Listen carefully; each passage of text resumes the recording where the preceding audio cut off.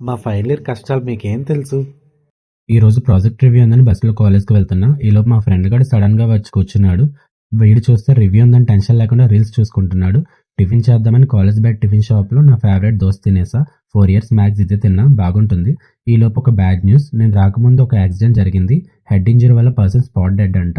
So small suggestion, బయటకు వెళ్ళేటప్పుడు కొంచెం హెల్మెట్ యూస్ చేయండి. ఇంకా టైం అయిందని కాలేజ్ లోపలికి వెళ్ళిపోయాం. ఫ్రెండ్స్ పార్క్ లో ఉన్నారంటే అక్కడికి వెళ్ళి చూస్తే అందరూ ఫుల్ ప్రిపరేషన్ లో ఉన్నారు. 9:30కి స్టార్ట్ అవ్వాల్సిన రివ్యూ ఏవో మీటింగ్స్ 11కి స్టార్ట్ చేస్తామని చెప్పారు. బట్ 11 తర్వాత రివ్యూ లేదని వెళ్ళిపోమన్నారు. ఈ రివ్యూ కోసం ఎర్లీ మార్నింగ్ లేచి ఆర్టీసీ బస్సులో సీట్ సంపాదించి 80 రూపీస్ టికెట్ కొని 2.5 hours జర్నీ చేసి కాలేజ్కి వస్తే వీళ్ళేమో వెళ్ళిపోమన్నారు. నేనైతే ఇక్కడి నుంచే వచ్చాను. మా ఫ్రెండ్స్ అయితే ఏకంగా గోదావరి, ఆనందపూర్, హైదరాబాద్ నుంచి కూడా వచ్చారు. పాపం వాళ్ళేమో అయిపోవాలి. అప్పుడు అందరు ఎన్నర్ ఫీలింగ్, మాకు అవసరమా ఇది అన్నట్టు అయ్యింది. ఇంకా మా ఫ్రెండ్స్తో కొంచెం ఫన్ చేసుకుంటూ లంచ్ అలానో తేలేదని మా కాలేజ్ బయట ఫేమస్ రంజిత్ హోటల్కి వెళ్ళాం.